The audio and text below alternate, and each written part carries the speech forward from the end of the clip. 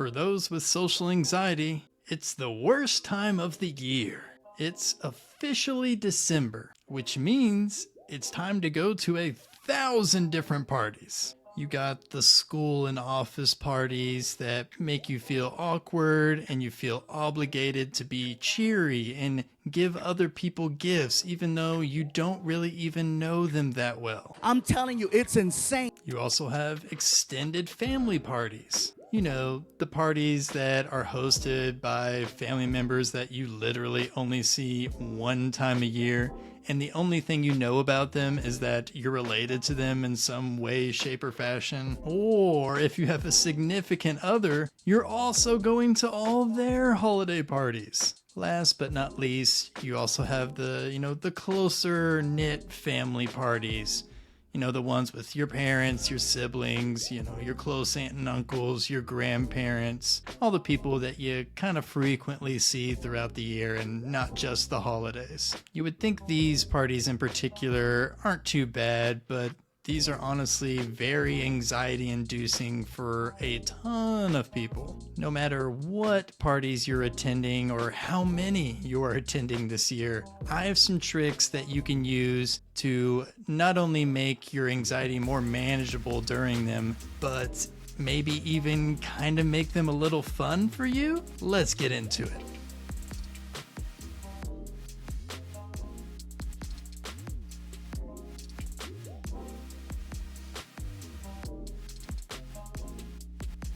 First, let me say that feeling a little anxious before going to whatever holiday party is pretty normal. But you don't want it to be overwhelming for yourself, and I'm sure you would like to at least somewhat enjoy a party. I noticed that even though I don't feel anxious about going to these parties or while I'm at these parties very much anymore, I still do have some maybe default social anxiety tendencies that still kind of linger in. The biggest one for me is taking the time to talk to people. So I'm not talking about like my wife or my brother or my parents. Those are easy. I'll always take the time to talk to them. I'm talking about the far off uncle that I don't talk to that much, or my grandparents, or let's say my wife's dad, my father-in-law. I'm talking about those types of people. But it's important to talk to people at these parties. Being able to talk to these people and have genuine conversations with them will create positive experiences for them when they're around you. When you're creating positive experiences for those around you,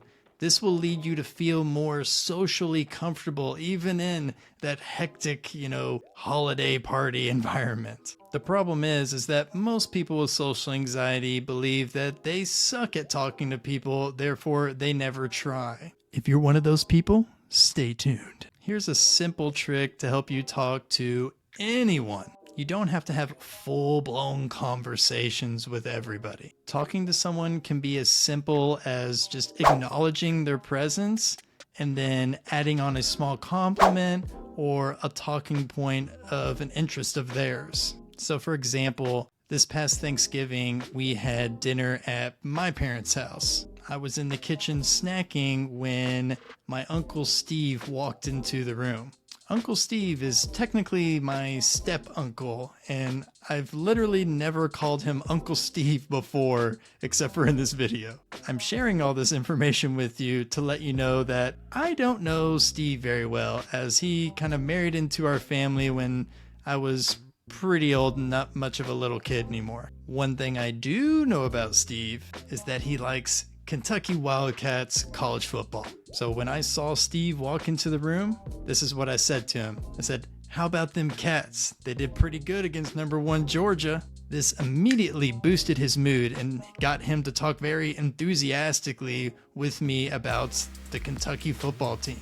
Since this was a heavy topic of interest for him, he pretty much carried this conversation while I just from time to time chimed in asking questions about more details about the game or how the team's been playing this year. This got him talking more and more about something that he loves and is very interested in, Kentucky football. So how do you think he felt after having a conversation with me? Not to sound cocky, but I believe he probably felt pretty good after talking to me. And not just because we had a conversation, but because I showed I cared about a really high point of interest for him, and I asked him questions about it, and I showed that I was genuinely interested and wanted to learn more about the Kentucky Wildcats football team. You may be wondering at this point, okay, well, how did you do that? Here's the secret. I knew beforehand that Steve loves Kentucky Wildcats football, and it's one of the few common interests that we have together, football. I saw the score of the game the other day, thought it was interesting, and I basically just logged it away in my brain, telling myself next time I see Steve, I'm going to bring this game up. You're allowed to plan this stuff out. While I knew this would get Steve talking and feeling good and get him all enthusiastic, I also at the same time genuinely wanted to hear his thoughts on the game and how the team's been playing, because I enjoy football too. If you've ever read the book How to Make Friends and Influence Others by Dale Carnegie, you maybe remember hearing the point of him saying, it's not about talking a lot and having long conversations. How to create a positive impact with somebody in a conversation is to show that you care about them. You care about what they're into, their interests, and you genuinely want to learn more about them, and their topics of high interest. Doing this creates a positive impact and experience from yourself. So next time they think of you, they think of that great conversation that you both had, even though they were just really the ones talking, but you showed great interest in that person. If you haven't read that book, by the way, go get it right now. Like I said before, you don't have to have this long conversation, kind of like what I had with Steve. You can also acknowledge they're present and then tag on a compliment. This one is quick and easy and something I do all the time, especially since you can't have long drawn out conversations with everyone, or you just don't really want to. Now, I can't think of an example from my past Thanksgiving, but I want to give you a good example that you can basically just steal word for word. You see someone, we'll call her Becky, bring in a chocolate pie or whatever dish. When it is time for dessert, you go up to Becky and you say, "Hey, did you bring the chocolate pie?" "Yes, I did." That was Becky, by the way.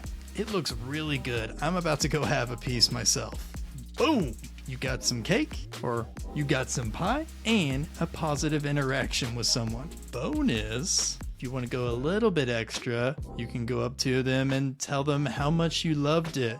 And also, where did you find the recipe to make this, or how did you make this pie? So if you're looking for a little bit longer conversation, you want to build out something, this can get that conversation really going. If you don't want to, that's fine too. The last tip I want to give you is for a kind of very tricky situation that you may be in right now. Let's say you want to implement these strategies and you want to start talking to more people at these parties. But you realize some of these people at these parties you haven't talked to in years or even ever, and it might be awkward to try and talk to them now. Lucky for you, you can learn from me because this happened to me last week at this past Thanksgiving. My cousin started bringing around his boyfriend, Anthony, a few years ago to different family events, the Christmas parties, Thanksgiving, birthdays, and I had never talked to this guy. At the same time, he's never talked to me either though, but I wanted to change that. After dinner, he was in the living room sitting on the couch by himself. So I was like, this is my time. Let's go. I went over and sat down right next to him and said this. "Hey, Anthony, you've been coming around these family events for quite a while, and I don't think I've ever said a word to you, man.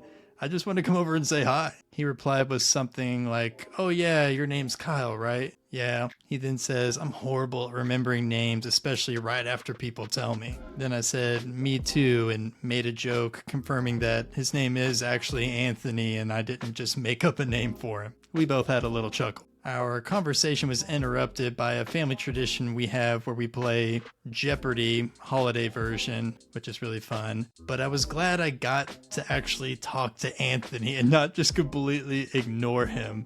And I hope that he feels the same way of being able to actually talk to me too. Like I said, he never approached me to talk to me either, so who knows, maybe he was feeling a little anxious to go and start a conversation with random Kyle he doesn't know. So before you go to your next, holiday party, create a game plan of what you're going to do. Who are you going to interact with and talk with? What interests do these people particularly have that you can bring up and really get a little bit more information out of them and get them to talk more and more about this stuff? What open-ended questions can you ask them to get them to talk more without just saying, yes or no? Remember, it's much easier to have great conversations with others when you get them talking about themselves or their personal interests. And don't just do it just to have a conversation and to kind of check that box for yourself. Do it to actually learn about someone else and take genuine interest in learning about them and what they're interested in. And once you start doing that, you'll start to find some common interests and you'll see this conversation kind of take off organically. Us humans, we like that. And talking to people at parties will make you feel more socially comfortable. Thank you for watching, everybody. I really hope you enjoyed this video.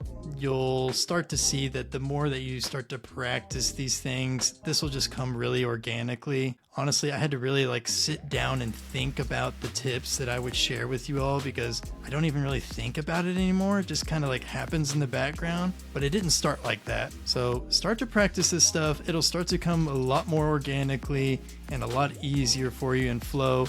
And even if you screw up, the first few times, just keep on going. You'll get better at it. Don't, bring yourself down. Remember, reward your efforts, not your results. Love you all. I will see you all next week. Until then, happy holidays, Merry Christmas, whatever it may be. Peace.